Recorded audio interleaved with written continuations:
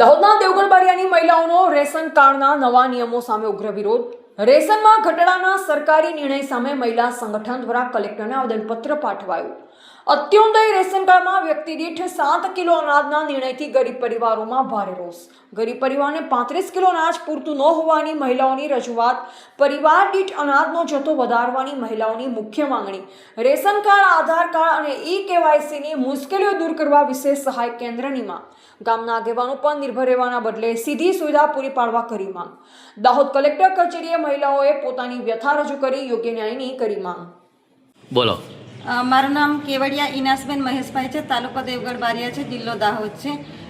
આજે અમે દેવગઢ મહિલા સંગઠન 90 ગામમાં કામ કરીએ છીએ અને આજે છે અમે અહીંયા કલેક્ટર શ્રીને આવેદનપત્ર આપવા માટે જે આવ્યા છે એમાં અત્યારે જે અન્ન સુરક્ષાને લઈને જે અંત્યોદય રેશન કાર્ડમાં જે વ્યક્તિવાર આપવાના છે અને અંત્યોદય રેશન કાર્ડમાં જે ઘટાડો થઈ રહ્યો છે એને લઈને આજે અમે દેવગઢ મહિલા સંગઠન વતી આજે દરેક 90 ગામમાંથી અમે જે સંગઠન અમારું કામ કરે છે એમાંથી બહેનો જોડાઈ અને સાથે આવ્યા છે કે અમારી જે એકલ વિધવા છે, પછી વંચિત સમુદાય છે, દલિત સમુદાયમાંથી જે અમને અંત્યોદય રેશન કાર્ડ છે એમાં જો ઘટાડો થશે તો અમારા માટે 2 ટકના રોટલા માટે ફોફા પડશે।